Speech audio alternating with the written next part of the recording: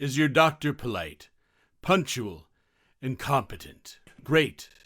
Well, back then doctors had all these qualities. However, there were some loopholes in systems that Eva Lyons did not know about. But there was something else that she didn't know, and that was the evil plans of her doctor. In March 1995, Eva Lyons, a 70-year-old woman who fell ill just a day before her 71st birthday, called the doctor. Doctor showed up. After a checkup, he injected her with a dose, and a few hours later she was expired. He injected her with a lethal dose of diamorphine, and he did it on purpose.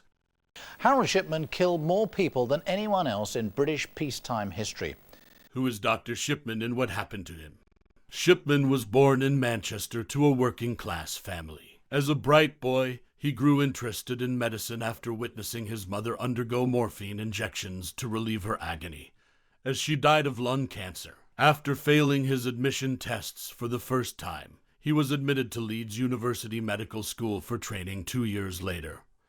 After serving his hospital internship, he met his future wife, Primrose, when he was 19, and they married when she was 17 and 5 months pregnant with their first child. He was a father of 2 by 1974, and he had joined a medical practice in Todmorden, Yorkshire, where he initially thrived as a family practitioner before allegedly becoming addicted to the painkiller pethidine. He falsified prescriptions for significant amounts of the substance, and when detected by his medical colleagues in 1975, he was forced to leave the practice and join a drug recovery facility. Following the investigation, he received a minor fine and a conviction for forgery. Harold Shipman appeared to recover rapidly and resumed work at Donnybrook Medical Center in Hyde in 1977. He would spend the next 15 years of his career here until establishing a solo practice in 1993. He earned a reputation as a good and helpful doctor among his patients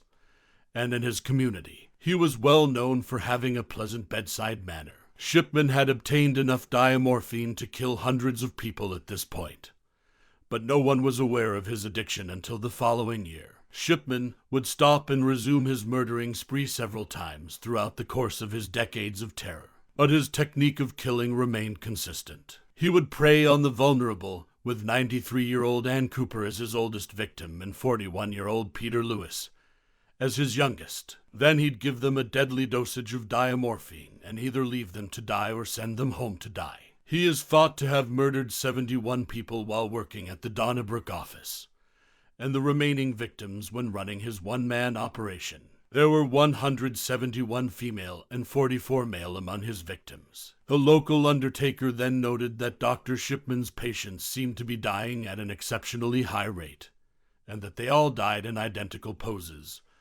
Most were fully dressed, either sat up or sat down on a couch. He was anxious enough to approach Shipman personally about it, and he was reassured that there was nothing to worry about. Dr. Susan Booth, another medical colleague, later found the similarities worrisome, and the local coroner's office was notified, who subsequently informed the police. A clandestine inquiry ensued, but Shipman was cleared since his paperwork looked to be in order. The investigation neglected to call the General Medical Council or search criminal records, both of which might have revealed proof of Shipman's prior record. A more in-depth examination will be conducted later. A more comprehensive inquiry later found that Shipman tampered with his patients' medical records in order to support their causes of death. Kathleen Grundy, Shipman's final victim, was discovered dead at her house on June 24, 1998. He was the last person to see her alive, and he later signed her death certificate,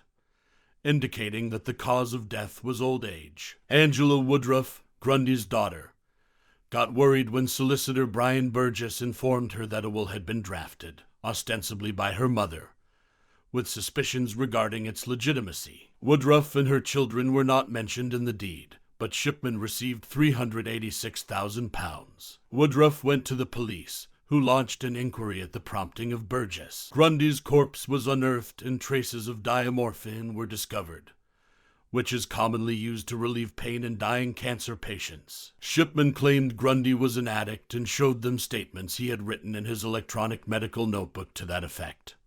However, An inspection of his computer revealed that they were written after her death. Shipman was arrested on September 7, 1998, and it was discovered that he owned a Brother typewriter similar to the one used to create the fraudulent will. Police could only prosecute Shipman with 15 killings, but it's estimated that he killed between 250 and 450 people. On October 5, 1999, Shipman's trial began at Preston Crown Court. Attempts by Shipman's defense counsel to have him tried in 3 phases.